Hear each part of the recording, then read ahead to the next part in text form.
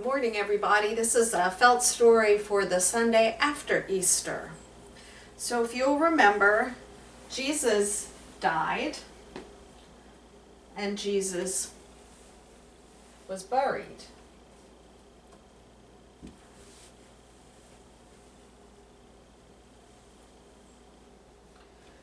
But God gave him new life.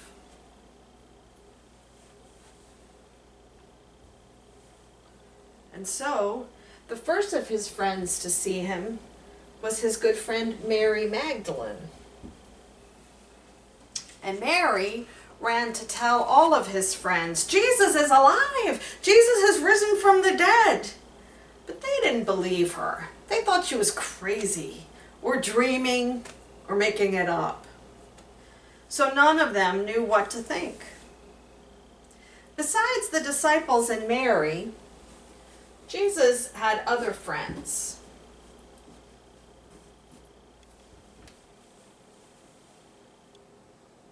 One of them was a man named Cleopas. Actually, we're going to put Jesus here. We'll put Cleopas here. And Cleopas's wife, whose name was Mary. There are a lot of Marys in the Bible. Now, on that afternoon, the day Jesus rose from the dead, they were walking along on their way home. They were going home to a town named Emmaus. And on the way they talked, and they were so sad because Jesus had been killed. And they were puzzled because Mary Magdalene had said that he was alive, but nobody else had seen him. And they didn't know what to think. They talked and walked as the day grew late. And then suddenly, a stranger who had been walking behind them on the road caught up with them. He said, "Why are you sad and puzzled? What are you talking about?" And they answered, "We're talking about Jesus of Nazareth. You see, we hoped he was the Messiah, the leader sent by God to set us free, but the government killed him, and we thought that was the end of everything. But now one of our friends has said he's alive."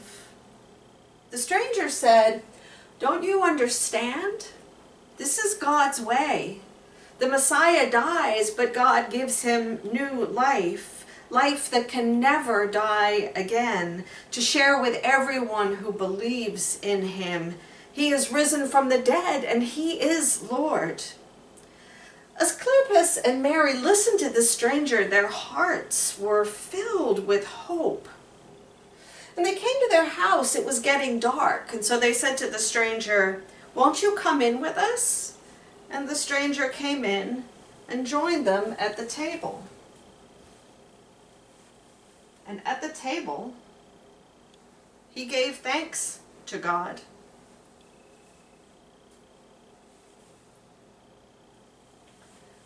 And he broke the bread. And immediately their eyes were opened, and they understood that it was Jesus. They recognized him, and they saw that he was risen from the dead. But when they looked again, he was gone. They said to each other, "Didn't our hearts burn inside us as we walked along the road with him and he explained God's ways to us?" So filled with excitement, they hurried back to Jerusalem. They went to tell their friends, "It's true! Jesus is risen from the dead." And the disciples said to them, "The Lord is risen indeed. We have seen him too." These are all of the disciples. It's going to take me a minute to get them all up here.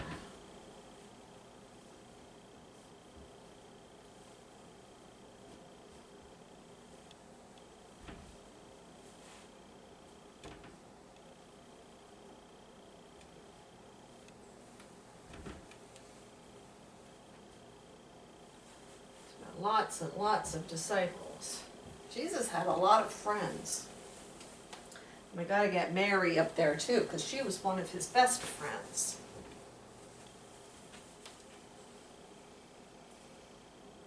But Thomas, one of the disciples, Thomas was not with them that day.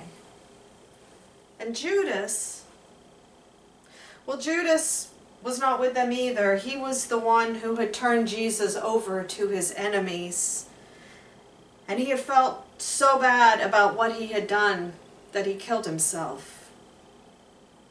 For the disciples were filled with joy. Jesus is alive. He's risen from the dead and he is Lord. All except Thomas, who wasn't there. And when they told Thomas the good news, Thomas said to them, "You're all crazy, or dreaming, or making it up. Jesus is dead. I won't believe he's alive until I see him for myself. Till I see and touch where the nails hurt him, and the place where the soldier stabbed him as he hung on the cross." Well, a whole week went by, and they were all together again in one place.